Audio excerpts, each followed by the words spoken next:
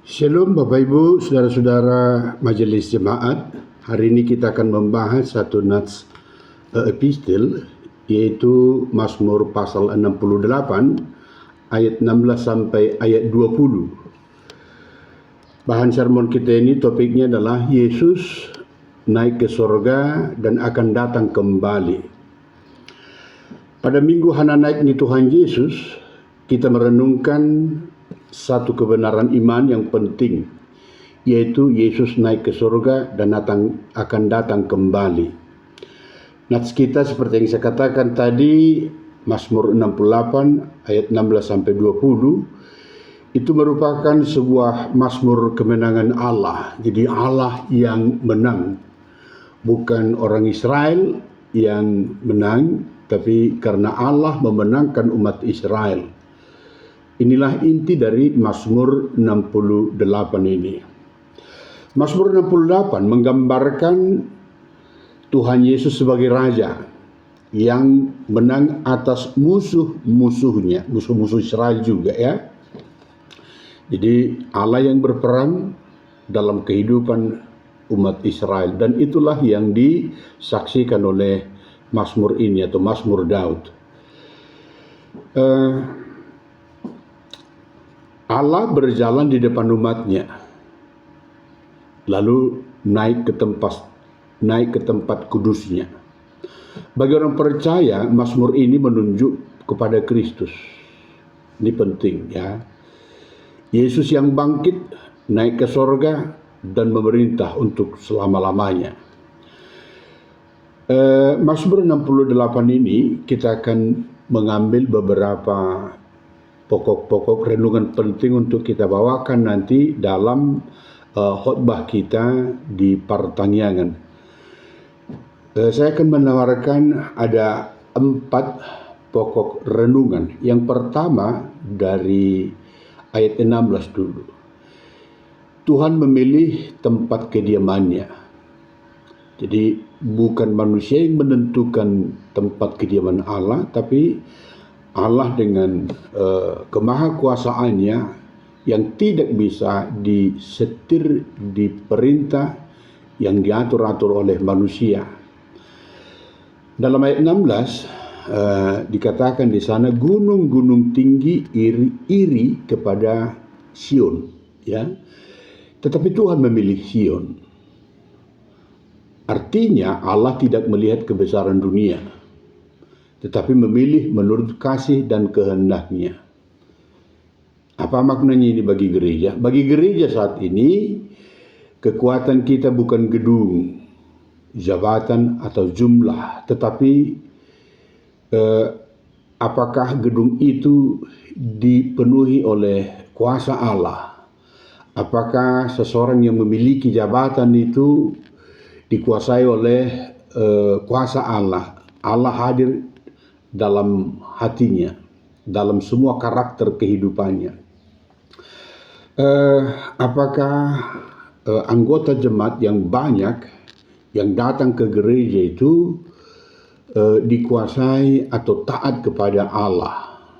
Ya, jadi saya ulangi lagi, bagi gereja saat ini kekuatan kita bukan gedung, jabatan atau jumlah jemaat, tetapi kehadiran Allah di tengah-tengah kehidupan jemaat. Ini penting Bapak Ibu, saudara-saudara, untuk kita pahami. Ya, tidak ada gunanya banyak yang datang ke gereja, tapi mereka tidak dipenuhi oleh kuasa Allah. Tidak ada gunanya gedung gereja yang tinggi-tinggi, tapi pelayanan di sana bukanlah pelayanan yang dikehendaki oleh Allah. Ya, itu hanya mungkin nafsu kepentingan sesaat, maka itu tidak ada gunanya. Semuanya pelayanan itu harus sesuai dengan kehendak Allah. Nah, yang kedua, pokok renungan yang saya tawarkan adalah dari ayat 18. Tuhan Raja yang naik ke tempat tinggi. Nah, apa maknanya itu? Mazmur ini menggambarkan raja yang menang lalu naik ke tahta. Ia digenapi dalam Yesus Kristus. Setelah bangkit, ia naik ke surga. Apa artinya itu? Artinya adalah Yesus hidup, menang, dan memerintah sekarang. Karena itu, walau dunia kacau balau, gereja tidak perlu takut. Raja kita ada di surga, tapi yang pasti ketika Allah hadir dalam gerejanya, Allah yang sudah menang dalam gereja, maka pelayanan-pelayan kita harus juga memenangkan jiwa-jiwa. Gereja tidak bisa diam.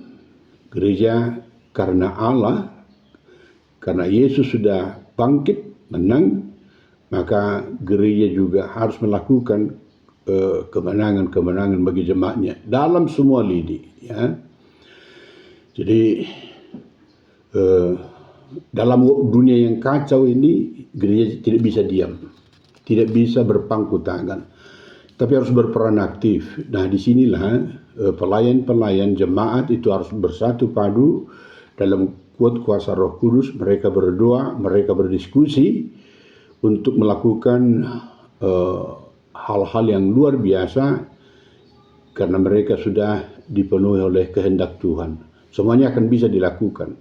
Nah, untuk itu penting bagi gereja melakukan program-program yang terukur, program-program yang sesuai dengan kebutuhan, ya, kebutuhan jemaat.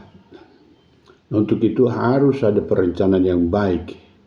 Ya, dalam dunia yang kacau ini, gereja jangan jadi ikut serta untuk membuat lebih kacau lagi, tapi harus membawa damai sejahtera. Gereja harus berpihak kepada kehidupan jemaat yang terpinggirkan. Gereja harus melakukan seperti yang dilakukan oleh Yesus ketika dia di dunia ini. Nah, poin yang ketiga saya akan usulkan itu dari ayat 19. Tuhan menanggung umat setiap hari. Ya. Firman Tuhan berkata, hari demi hari Ia menanggung bagi kita. Ini bukan hanya sekedar janji, tapi ini adalah kepastian. Allah tidak akan meninggalkan orang-orang yang percaya kepada Dia. Betapa indah janji ini, dan janji ini adalah iya dan pasti.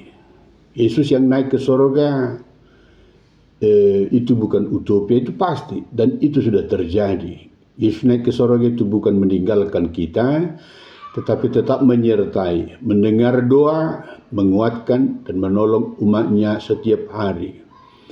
Nah, ini penting, kisah atau peristiwa penyaliban, kematian, kebangkitan, dan naik ke surga itu adalah hal yang pasti dan sudah terjadi. Maka kita patut juga tunduk, percaya, yakin sepenuhnya akan pertolongan Tuhan.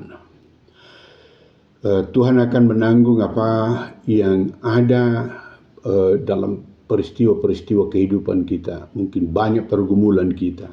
Seorang ibu punya pergumulan tentang anak-anaknya, tentang penyakit suaminya, mungkin stroke dan lain-lain, ya, mungkin persoalan ekonomi dan banyak lagi. Nah, janji Tuhan itu adalah pasti, hari demi hari Ia menanggung bagi kita. Nah, poin yang keempat yang saya tawarkan adalah Tuhan akan datang kembali. Kalau Yesus naik ke surga, maka Ia juga akan datang kembali. Ini pengharapan gereja. Apa artinya ini? Artinya penderitaan bukan akhir cerita. Nah, Bapak Ibu, saudara-saudara, majelis jemaat ini penting untuk kita khotbahkan supaya semua jemaat kita itu tetap semangat, punya pengharapan, bekerja keras, dan menyerahkan semuanya hanya dalam berkat-berkat Tuhan. Jadi, air mata bukan halaman terakhir, ya. Semua orang pernah menangis. Ada banyak orang yang menyebabkan orang menangis. Ada mungkin itu tangis bahagia, tapi ada juga menangis karena banyak pergumulan yang belum selesai. Nah, kalau kita lihat di dalam Alkitab, ada banyak tokoh-tokoh dalam Alkitab itu punya pergumulan yang banyak. Mereka bahkan menangis di hadapan Tuhan. Ya. Saya ulangi lagi, penderitaan bukan akhir cerita, air mata bukan halaman terakhir, dan kejahatan tidak akan menang selamanya. Nah, itulah makna dari Tuhan akan kembali. Ini juga mengingatkan kita bahwa semua yang kita perbuat itu dicatat oleh Tuhan. Ya. Ada penghakiman, dan yang menjadi hakim adalah Yesus sendiri. Nah, saya akan merefleksikan Mazmur ini dalam kehidupan jemaat. Yang pertama, sebagai pelayan kita, baik itu perhalado atau orang tua dan siapapun itu, kita adalah hamba, kita adalah pelayan di hadapan Tuhan. Sebagai pelayan Tuhan,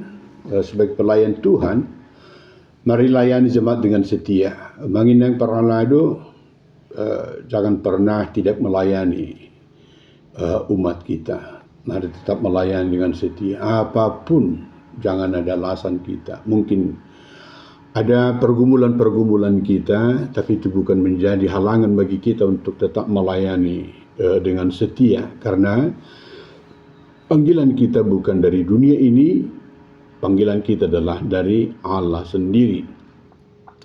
Yang berikut refleksinya, jangan lelah walau banyak tantangan. Ada banyak tantangan yang kita alami, ya. Tapi jangan pernah menyerah. Untuk itu, mari lihat tokoh-tokoh dalam Alkitab.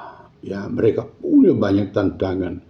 Dan bahkan sering kita dengar akhir hidup mereka itu tragis karena dunia membenci berita kesukaan dari Yesus, ya, berita sukacita. Jangan lelah walau banyak tantangan. Jangan takut melihat keadaan dunia ini. Nah, kalau kita lihat akhir-akhir ini ada banyak kecenderungan bahwa memang dunia ini benci kepada pemberitaan firman. Untuk itu jangan takut. Memang sebagai manusia kita bisa dihantui oleh perasaan takut itu. Tapi bersama dengan Allah, Roh Kudus akan menguatkan kita. Yang berikut refleksinya adalah tetap hidup kudus dan tekun. Nah, ini penting. Karena Allah adalah kudus, maka sebagai pelayan, kita juga harus hidup dalam kekudusan Tuhan. Dan kita harus bekerja dengan tekun, melayani dengan tekun. Karena Tuhan yang kita layani adalah Raja yang hidup.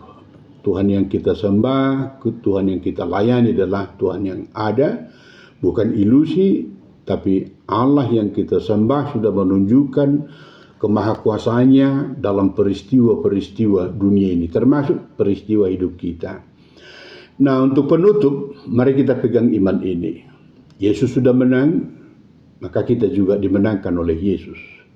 Yesus naik ke sorga, ini menjadi jaminan juga bagi kita untuk berkantate, untuk bernyanyi, karena kita juga akan masuk ke sorga.